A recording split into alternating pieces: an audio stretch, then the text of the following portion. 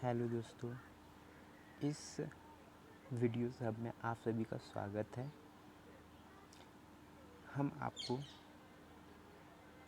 History का syllabus आप सभी को कंप्लीट करवाएंगे। बेसिक से आपको समझाया जाएगा और इम्पोर्टेंट क्वेश्चंस आपको बताया जाएगा जो कहीं भी आपको नहीं समझाया जाता है, वो आपको इस चैनल पर प्राप्त होगा। अगर आप इस चैनल पर नए हैं तो सब्सक्राइब करना ना भूलें और बेल आइकन पे प्रेस करना ना भूलें, ताकि आपको जितने भी मैं वीडियो अपलोड करूं वो सभी आपको सीधे नोटिफिकेशन के थ्रू पता चल जाए कि आज ये वीडियो हब से ये वीडियो अपलोड हुआ है। चलिए ज़्यादा बात नहीं करते हैं, चलिए आगे पढ़ाई पे ध्यान देते हैं। हम इतिहास में भारत का इतिहास जानेंगे, भारत के इतिहास में प्राचीन इतिहास के बारे में पढ़ेंगे। अच्छा, आप सभी को मैं एक बात बताना चाहता हूँ। जैसे आप लोग इतिहास के बारे में जानना चाहते हैं। इतिहास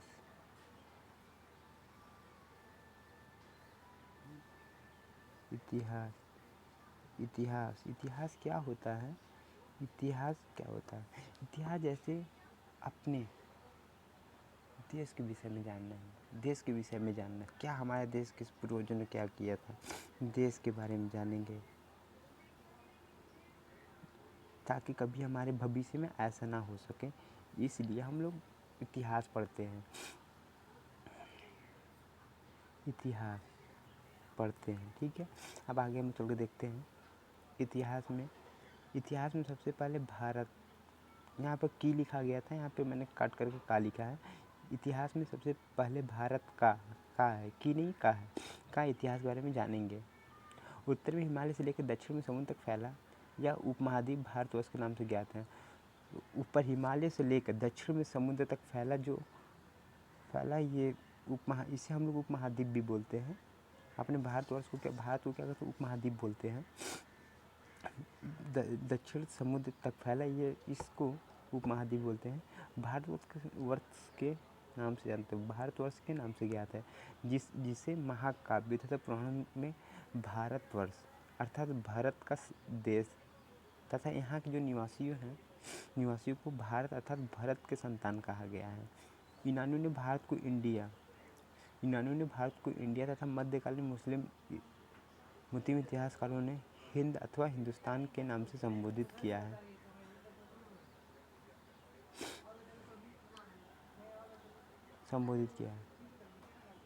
भारतीय इतिहास का अध्ययन, हम लोग भारतीय इतिहास का अध्ययन कई प्रकार से करते हैं।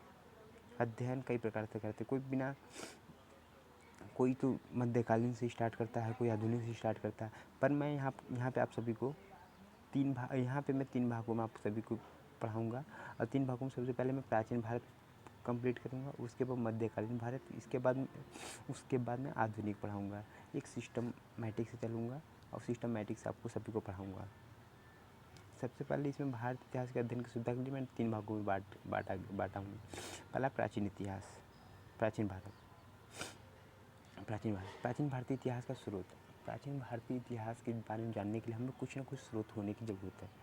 जब तक बिना स्रोत से हम कुछ नहीं कर सकते।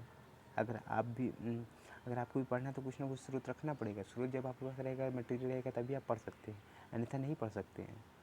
उसी प्रकार हमें भी प्राचीन इतिहास के बारे में जानने के लिए कुछ स्रोत होना ज़रूरी है, तभी हम कह सकते हैं ये प्राचीन इतिहास, ये मध्यकालीन इतिहास, ये आधुनिक इतिहास है। उसी प्रकार से प्राचीन इतिहास के विषय में जानकारी मुख्यतः 4 स्रोत से प्राप्त होते हैं। कितने से?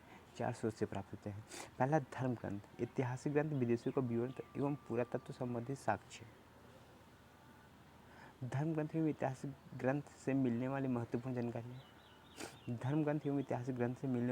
जानकारी। पहला है, भारत का सर्वप्राचीन धर्म ग्रंथ वेद है। आप सभी को पता है तो हम सभी का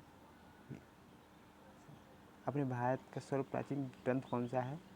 वेद है, जिसके संकलन करता है, जिसके रचयिता महर्षि कृष्ण द्वैपायन वेद व्यास है।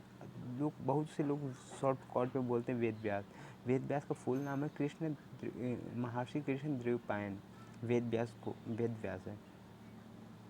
वेद 4 हैं हम लोग को, आप सभी को पता होगा। वेद 4 है। पहला है ऋग्वेद, यजुर्वेद, सामवेद एवं अथर्ववेद। अगर नहीं पता है तो आप जान लीजिए। ऋग्वेद, यजुर्वेद, सामवेद एवं अथर्ववेद। ऋग्वेद क्या होता है? ऋग्वेद ऋचाओं के क्रमबद्ध ज्ञान के संग्रह को ऋग्वेद कहा जाता है। ऋचाओं के क्रमबद्ध ज्ञान को क्या कहा जाता है? ऋचाओं के क्रमबद्ध ज्ञान को ऋग्वेद कहा जाता है या कहते हैं। इसमें 10 मंडल हैं। कितने मंडल हैं? इसमें 10 मंडल हैं। किसमें? ऋग्वेद में। ऋग्वेद में 10 मंडल हैं, 128 सूक्ति हैं, वाल्खुल्य पाठ सूक्त सहित एवं 10,462 ऋचाएँ हैं। आप सभी को याद होना चाहिए कि आपने ऋग्वेद में कितने मंडल? 10 मंडल हैं। अब 1,028 सूक्तियाँ हैं वाल्खुल्य पाठ के सूक्तों सहित एवं 10,462। 10,000 कितने ऋचाएँ कितने हैं? 10,462 ऋचाएँ हैं। इस वेद की ऋचाओं को पढ़ने वाले, जो ये वेद पढ़ता है, इस वेद के पढ़ने वाले ऋचाओं के पढ़ने वाले ऋषि को क्या कहते हैं? होत्रित कहते हैं। इस वेद से आर्य को राजनीतिक प्रणाली एवं इतिहास के बारे में जानकारी प्राप्त मिलती है। इस वेद से आर्य की राजनीतिक प्रणाली एवं इतिहास के बारे में जानकारी मिलती है। विश्वामित्र द्वारा रचित ऋग्वेद के तीसरे मंडल में सूर्य देवता सावित्री को समर्पित प्रसिद्ध गायत्री मंत्र है। इसके 9वें मंडल में देवता सोम का उल्लेख है। इसके 8वें मंडल की हस्तलिखित ऋचाओं को खील कहा जाता है। चतुर्वर्ण समाज का क्या चतुर्वर्ण समाज की कल्पना का आदि स्रोत ऋग्वेद के 10वें मंडल में वर्णित पुरुष सूक्त है, जिसके अनुसार 4 वर्ण ब्राह्मण, क्षत्रिय, वैश्य तथा शूद्र आदि पुरुष ब्राह्मण के क्रम से मुख, भुजाओं, जांघों और चरणों से उत्पन्न हुए हैं।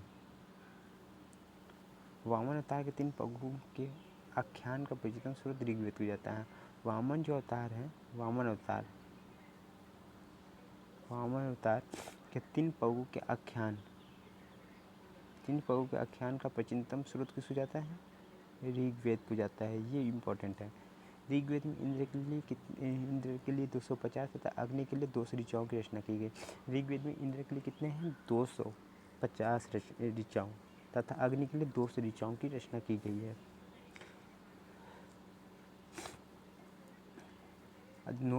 नोट करके आप लिखिएगा। प्राचीन इतिहास के साधन के रूप में वैदिक साहित्य में ऋग्वेद के बाद शतपथ ब्राह्मण का स्थान है। किसका स्थान है? शतपथ ब्राह्मण का स्थान है। प्राचीन इतिहास के साधन के रूप में वैदिक साहित्य में ऋग्वेद के शतपथ ब्राह्मण का स्थान है। पहला है धर्मसूत्र। 4 प्रमुख जातियों की स्थितियों में व्यवसाय, दायित्व, कर्तव्य तथा सदकर्म से विभेद करता है। पहले के धर्मसूत्र था जो व्यवसाय पे आधारित थे। ठीक है, आज आप लोग के लिए आज के लिए इतना ही। आप लोग ज़रूर नोट बनाइएगा। या आप सभी को वीडियो पर डे मिलेंगे। प्रतिदिन एक भी वीडियो मिस मत करिएगा। अगर एक भी वीडियो मिस करेंगे तो आपके लिए दिक्कत होगा। अगर आप सरकारी नौकरी लेना चाहते हैं तो इस वीडियो को ज़रूर आप देखिएगा और नोट्स बनाइएगा।